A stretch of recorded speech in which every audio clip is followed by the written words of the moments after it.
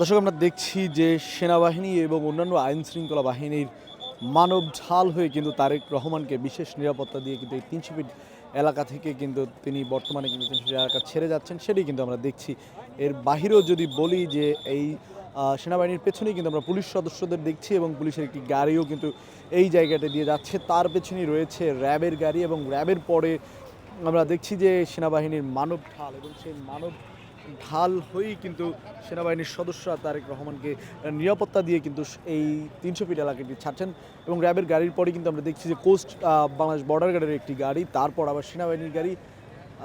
এই মানব ঢাল হয়েই কিন্তু তারেক রহমান, এর পেছনে কিন্তু তারেক রহমানের আমরা লাল সেই বাসটি দেখছি, যে লাল বাসটির মধ্যেই দীর্ঘ ১৭ বছরের যেই অবসান ছিল তারেক রহমানের স্বদেশ প্রত্যাবর্তনে, সেই স্বদেশ প্রত্যাবর্তনের অবসান হয়েছে এই লাল বাসকে কেন্দ্র করেই। এবং নেতাকর্মীরা কিন্তু সেই লাল বাসের মধ্যেই তারেক রহমানকে দেখছিলেন। আমরা দেখছি যে বিভিন্ন পর্যায়ে নেতাকর্মীরা কিন্তু এই তারেক রহমানের যে পদযাত্রা রয়েছে, বিশেষ করে মানব ঢাল হয়ে যেই যাত্রাটি রয়েছে, সেই যাত্রার সামনে দিয়ে কিন্তু তারা যাচ্ছেন। এবং গণমাধ্যম কর্মীদের, বিশেষ করে বিএনপি মিডিয়া সেলের যে গাড়িটি রয়েছে, সেটি কিন্তু এই তারেক রহমানের গাড়ির একদম প্রায় কাছাকাছি জায়গাটিতে আছেন। এর বাহিরেও যদি বলি, তার পেছনে বিএনপির আরেকটি ব্যক্তিগত গাড়ি রয়েছে এবং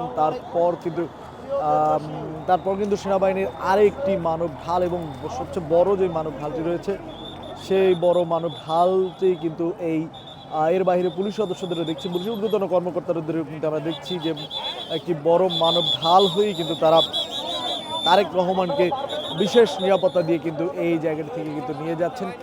সেটি কিন্তু আমরা দেখছি, যেটি বলছিলাম যে তারেক রহমানকে বিশেষ নিরাপত্তা দিয়ে কিন্তু এই জায়গাটিতে কিন্তু নিয়ে যাচ্ছে। এবং তারেক রহমান কিন্তু এই বাসের মধ্যে কিন্তু তার নেতাকর্মীদের কিন্তু তিনি আবারও বিদায় দিচ্ছেন। এবং তারেক রহমানের বিদায়কে কেন্দ্র করেই কিন্তু এই যত রব সাজ সেজেছিল, সে রব সাজ সেজেছিল কিন্তু এই ৩০০ ফিট এলাকা। সেনাবাহিনী এবং বিজিবির একটি যৌথ দল কিন্তু তারেক রহমানকে মানব ঢাল হয়ে নিরাপত্তা দিয়ে যাচ্ছেন। এর বাহিরেও কিন্তু তারেক রহমান এবং বিএনপির যে নিজস্ব নিরাপত্তা বাহিনী রয়েছে, সিএসএফ, তাদেরও কিন্তু আমরা দেখছি যে এই নিরাপত্তার বহরে কিন্তু তারাও আছেন। এবং তার পাশে কিন্তু আমরা বিএনপির মহিলা নেতৃত্বেরও কিন্তু আমরা দেখছি, যারা কিন্তু এই তারেক রহমানের এই বহরে যুক্ত আছেন। তার পেছনে আমরা একটি অ্যাম্বুলেন্স দেখছি, যে অ্যাম্বুলেন্সটি কিন্তু বিশেষ প্রয়োজনের জন্যই কিন্তু তারেক রহমানের এই বহরে রাখা হয়েছে। সেনাবাহিনীর একের পর এক গাড়ি কিন্তু আমরা দেখছি যে এগিয়ে যাচ্ছেন, যাতে করে এই বিএনপির গণমানুষের নেতা তারেক রহমানকে কোনো ধরনের নিরাপত্তা নিয়ে দুশ্চিন্তা পোহাতে না হয়।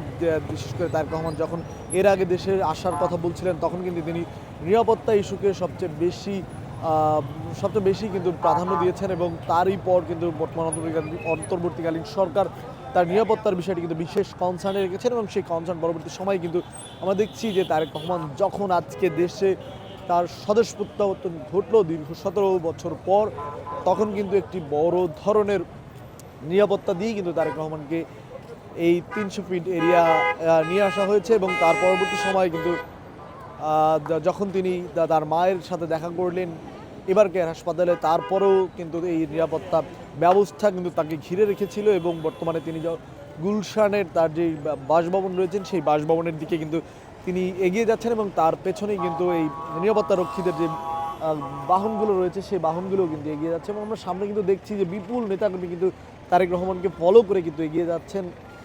এই বিপুল নেতাকর্মীদের একটি অংশ কিন্তু এই জায়গাটিতেই ছিল, এই ৩০০ ফিট এরিয়ায় কিন্তু তাকে বরণ করে নেওয়ার জন্য ছিল। এবং পরবর্তী সময় যখন তারেক রহমানের এই নিরাপত্তা দলটি যখন এগিয়ে যাচ্ছে এবং তারেক রহমানের যে লাল বাসে করে তিনি এসেছেন এই ৩০০ ফিটের, সেই লাল বাসের আশপাশ দিয়ে সামনে কিংবা এই কিছুটা দূরেই কিন্তু এই তারেক রহমানের নেতাকর্মীরা কিন্তু বিএনপির নেতাকর্মীরা কিন্তু এই জায়গাটিতে কিন্তু আছেন। এর বাহিরেও বিএনপির নিজস্ব যেই নিরাপত্তা বাহিনীগুলো রয়েছে, যেটি বলছিলাম সিএসএফ, সেই সিএসএফের সদস্যদেরও কিন্তু আমরা দেখছিলাম যে তারাও কিন্তু এই তারেক রহমানের বহরে কিন্তু যুক্ত হয়েছেন। এর বাহিরেও বিভিন্ন গণমাধ্যমের গাড়িগুলোও কিন্তু তারেক রহমানকে অনুসরণ করে যাচ্ছেন, সেই চিত্রও কিন্তু আমরা দেখছিলাম।